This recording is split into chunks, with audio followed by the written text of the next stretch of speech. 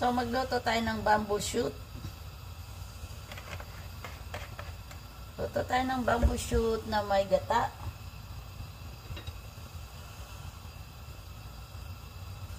So, unahin natin gasahin yung ating bawang. At sunod natin yung ating loya.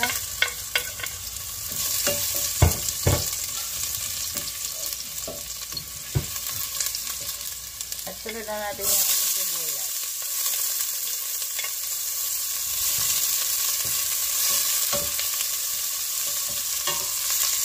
At sunod na natin yung ating bamboo. So, gamit lang natin galing sa lata. Kasi wala namang paninset. Ayan.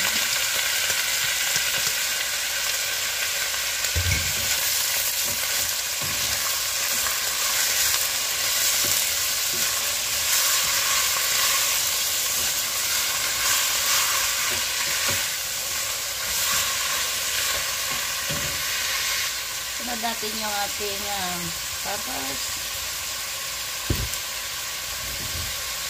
Yung asin.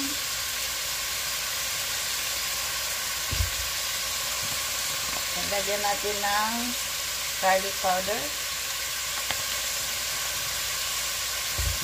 Haluin lang natin.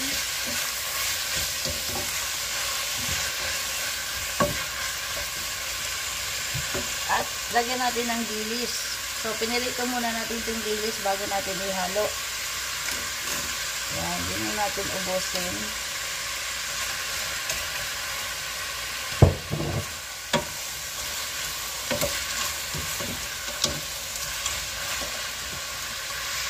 At kunting sabaw. Lagyan natin ng kunting sabaw. Yan, pakuluan lang natin ito. Yan, luto na yun. Kasi madali naman lutuin yung ating bamboo shoot dahil yung nasa lata lang siya. Susunod na natin yung gata. Yun, sunod na natin yung gata. At isunod natin yung ating saluyot, which is yung saluyot frozen ito. Binili namin ng fresh, tapos nilagay lang namin sa freezer. So half cook na rin yung ating saluyot. So, ayan. Halo lang natin. Ayan. Sarap! Yung ating ulam for today's video. Ang sarap nito. Sarap na naman. Naka-only rice na naman si Ate Ning. So, takpan lang natin. Pakuluan lang natin ng sandali.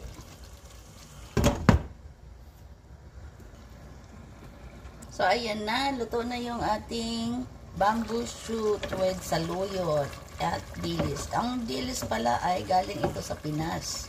Pinabili ni Mader yung ating dilis. So, Chicago to Philippines ang ulam natin today's video. So, lahat ito ay tsansa-tsansa lang. O tyansa-tyansa. O paano ba ito? Wala akong measurement dito. Basta depende sa inyong panglasa ang aking way ng timpla. So, ito lang po ang basihan natin. 2 lata na bamboo shoot. Tsaka isang latang coconut milk. At ito na po siya. Luto na. Thank you for watching.